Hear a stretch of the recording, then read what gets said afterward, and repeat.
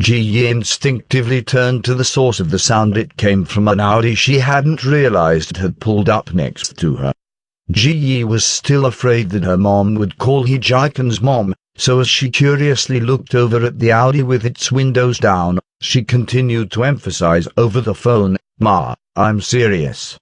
I'd rather be stuck with anyone but him."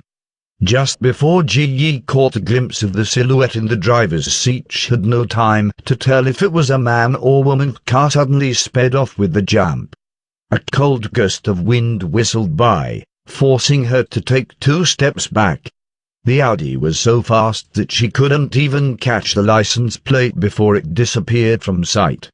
Ji Yi wasn't sure if it was just her imagination, but that Audi seemed awfully familiar. Ji Yi furrowed her brows. All of a sudden, a sense of familiarity came over her. Over the phone, her mother kept rambling on. Seeing as Ji Yi wasn't responding, she spoke a little louder, "Xiao Yi?" Ji Yi hurriedly snapped back to her senses and continued to chat with her mum for a while before hanging up. As she got into the taxi she booked, she stared out at the glistening night through the window. All of a sudden, Ji Yi realized how that Audi made her feel. It was the same way she felt 4 years ago when she confessed to Hee-Jae-kun that night before he abruptly dragged her into the alleyway. The Audi sped really far off before it came to an emergency stop by the side of the road. A car coming from the opposite direction turned on its headlights as it drove closer to him.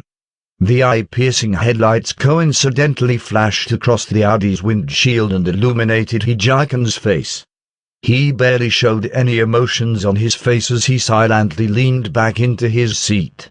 He stared dead straight at the road ahead with a dull expression in his eyes when a light momentarily flickered in his eyes.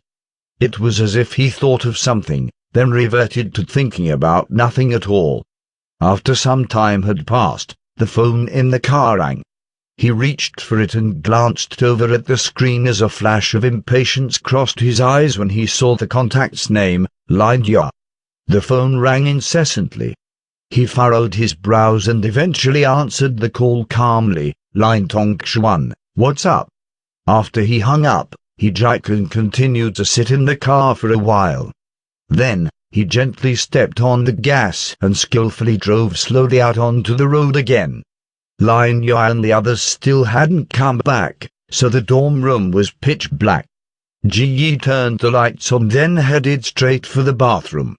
After taking a shower, Ji Yi glanced at the time. It was just past 9 o'clock.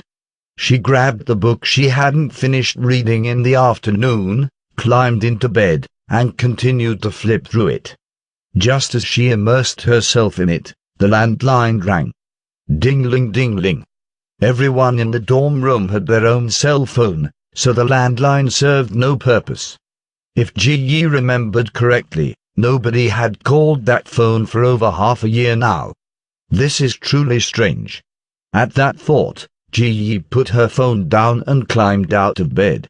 As she was reading just now, she had been chewing on a piece of sesame candy, so she wasn't able to immediately answer the moment she picked up the phone. After a while, seeing as nobody spoke, the person over the phone let out a simple, "Hello." Ji Yi suddenly stopped chewing, and her fingers felt a little numb as she held the phone. That voice, she'd recognize it even if he turned to ashes.